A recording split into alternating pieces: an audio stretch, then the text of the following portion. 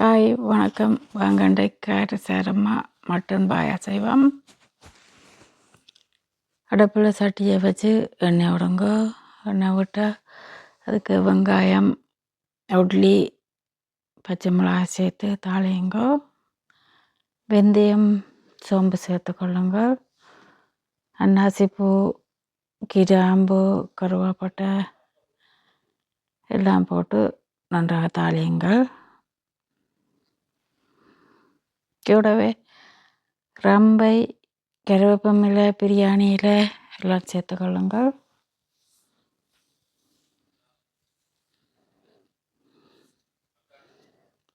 வெங்காயத்தை அடிக்கடி கிளறி கொள்ளுங்கள், எரிய விடாமல்.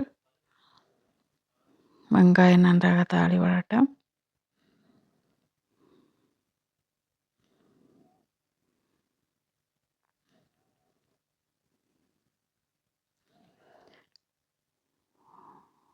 வெங்காயம் நன்றாக தாளி விட்டதும் கறித்தூள் சேர்த்து கொள்ளுங்கள். வெங்காயத்துடன் கறித்தூளை சேர்த்து பிரட்டும் போது கறி வாசனை நன்றாக இருக்கும். இப்பொழுது மட்டனை போட்டுக்கொள்ளுங்கள். தேவையான அளவு உப்பும் சேர்த்து கொள்ளுங்கள். நன்றாக கிளறி விட்டு மூடிவிடுங்கள்.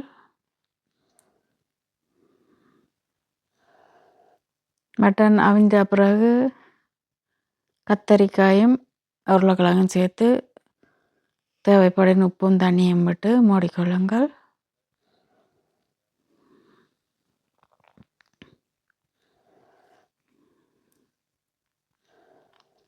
எல்லாம் நன்றாக அவிந்த பின் கறிக்கு தேவையான பாலை சேர்த்து கொள்ளுங்கள். பாலை சேர்த்து நன்றாக கிளறிட்டு கருவேப்பிலை போட்டு திரும்பவும் மூடிவிடுங்கள்.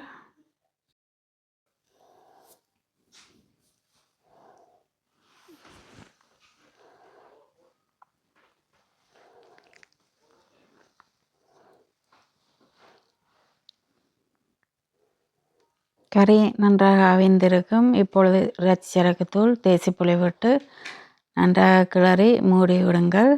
5 நிமிடத்தின் பின் பரிமாறலாம். சுவையாக இருக்கும்.